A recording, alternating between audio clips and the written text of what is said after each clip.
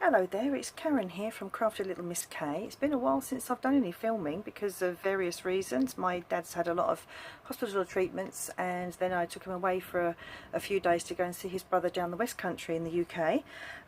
So I'm back now, and I've made this really cute little present which I've been itching to do for a very, very long time.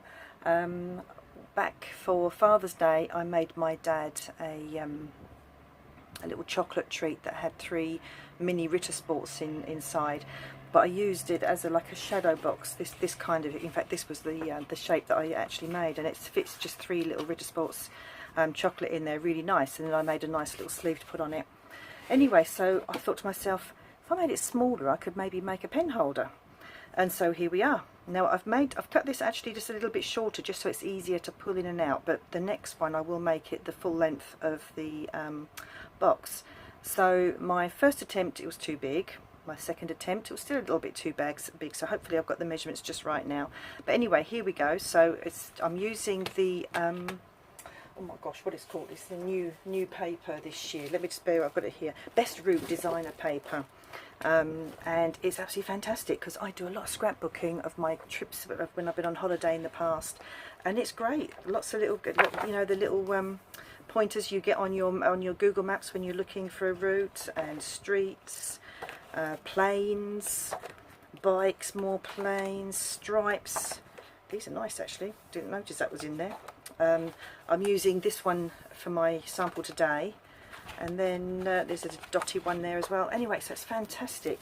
So that's in the new catalogue, and I absolutely love the paper. So anyway, if I pull this out now, as you can see, it just holds one little pen. I have made the next box just a little bit smaller. I've not tried it, I've just changed the measurement, so hopefully it's going to fit. But there we go. You can have a little single nice little pen in there, and this is, you know, not too expensive, but it's a nice little gift to give to, I don't know, a brother or an uncle or something like that. It doesn't have to be your dad. I just think it's really cute, and I've been, like I said, I've been wanting to make this for a very long time. I have to find the time to do it.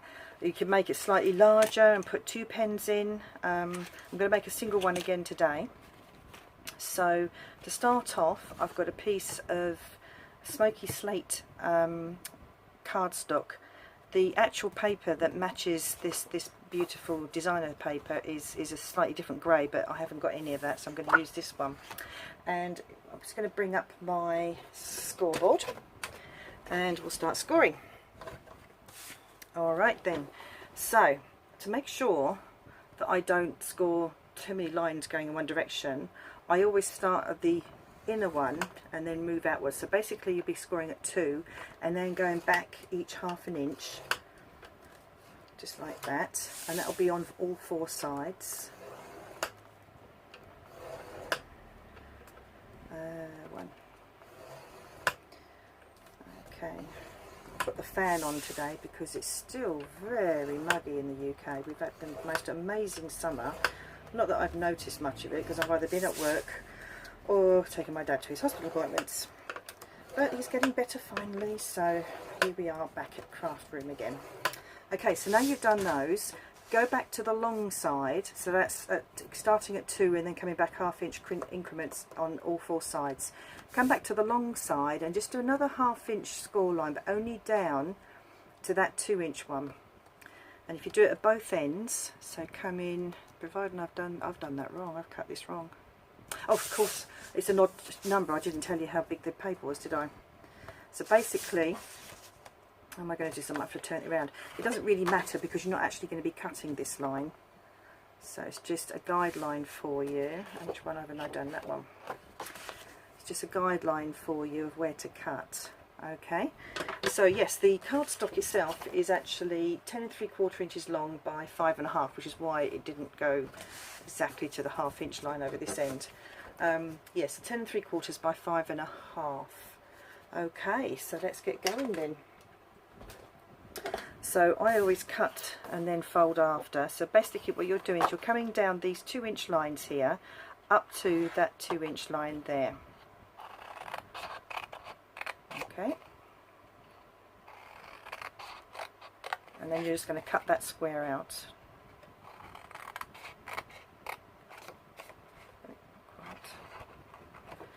go.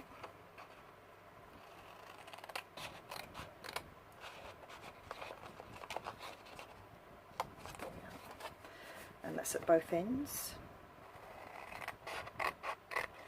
I always cut just inside the score line just to give it a nice edge, but it doesn't really matter. In fact, if you cut on the score line, it might be just give it a little tiny bit of extra.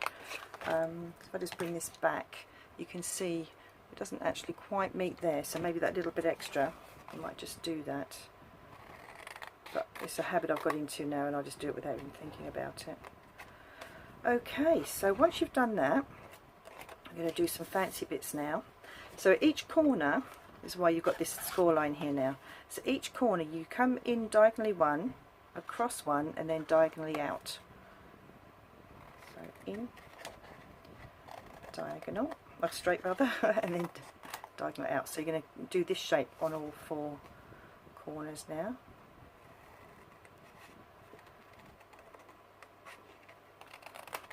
Okay. I'd like to say a big hello to all my new subscribers. I've had a few since I've done any filming, and I've got a couple of new members of my team as well, so welcome Zoe and Evie. And once you've had your holiday, they're young girls, once you've had your holiday with your parents, I shall be able to come round and do some more crafting with you.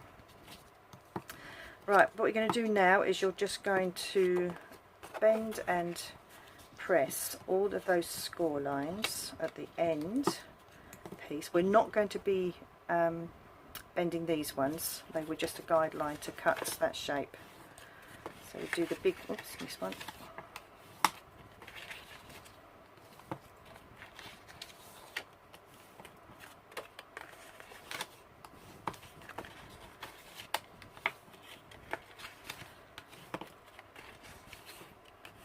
Okay, so you're ending up with that shape like that.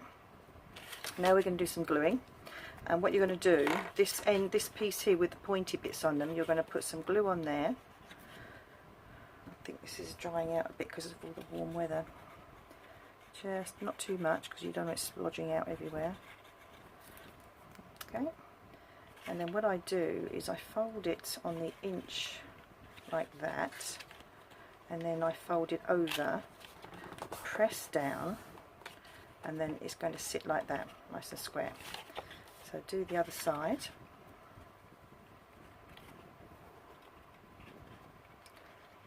Oh my goodness, that came out a bit fast, that end. I've got very inky fingers because I've been having some fun making up some cards earlier today. So just press that down, bring that back like that. That's it, like that. So it looks very narrow, but if I pull out one of these pens, it does just fit snugly in there. Okay, obviously if you measure your pen, these are quite chunky pens, some pens aren't quite as thick as these, just adjust your measurements. I'll put all the measurements on my blog, and yeah, just adjust them slightly. When I first started doing this kind of thing, I was absolutely terrified of measuring and what have you, but I've really got into it now. Right, so just going to do the end, and the idea is that's going to come up, and we're going to glue that end in a moment. And this end.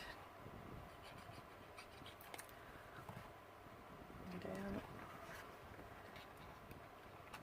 So open that slightly like that, that's it. Press down, and like that. So we're just going to tiniest bit of glue just in the corner here, just to hold that in place. And then just give it a little bit of a squeeze and a press just to make sure it stays. That's it. And the same here. Just a tiny little bit like that. Don't need any more because it's only really just to hold that closed. You're not trying to glue something huge. And there we go. So providing I got my measurement right, beautiful. Look at that. It sits nice and snug. Okay, so let's just leave it off to there. So I've got the piece of designer paper cut already, and that's 6 3/4 because that's the length of the box, by 4 1/2. And I might just suggest you add a little bit because that's really quite narrow. So just make a fold, and then we'll turn that over and just fit it around your box. So once you've got a little pinch line there, you can come back and just make sure those edges are even. That's that bit. And same here. Pinch line.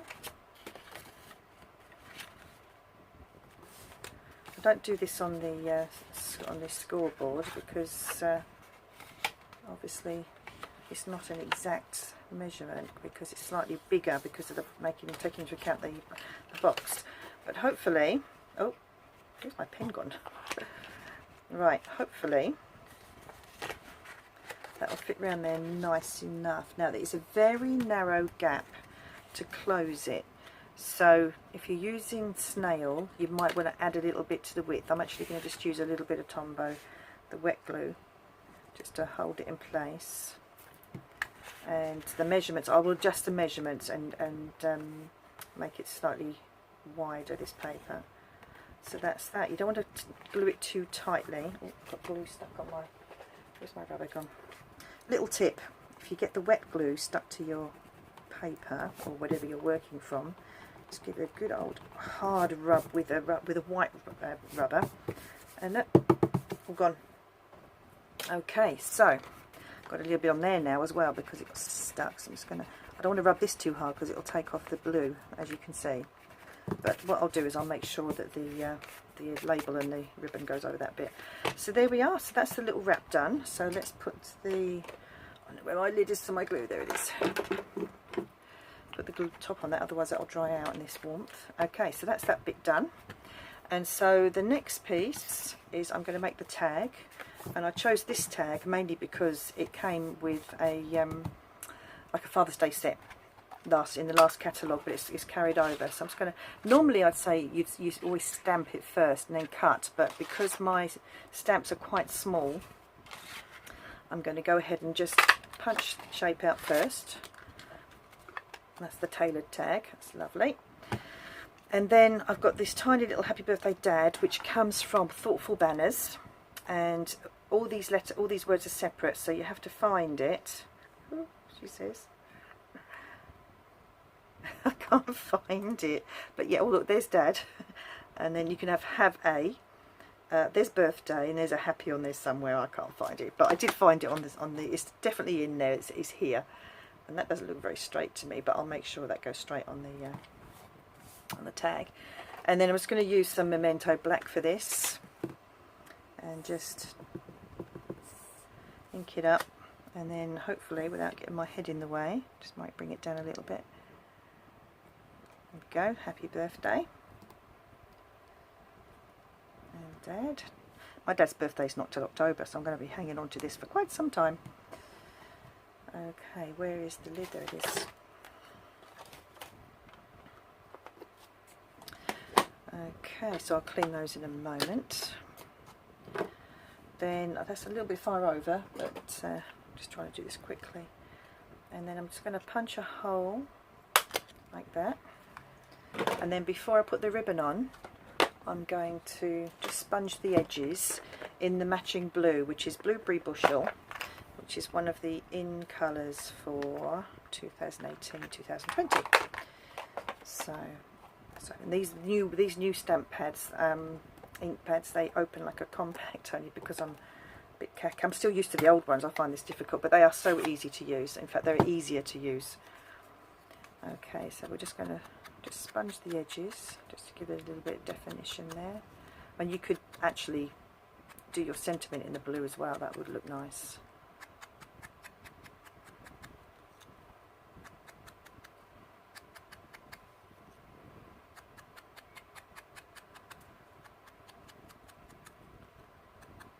Go.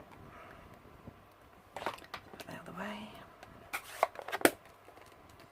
Alright, and then I've got the matching ribbon here, which is the, on the English, it's the 1/8 of an inch wide ribbon. It's a cross grain ribbon, and it's really nice. It's just, if you can see that, if I got too close there, oh, I might have put in something in front of the camera.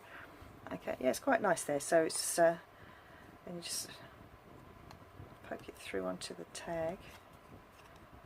This is where I could do with my fingernails just being just a little bit longer. There we go. And that's where the gluey part is there, so we're going to move it down like that. So just bring it round. And then the best thing to do here is to do like a reef knot. So if I just cut that for a minute. So I always remember it's left over right and then right over left. That will sit nice and straight then. So that one's got to go to the top this time.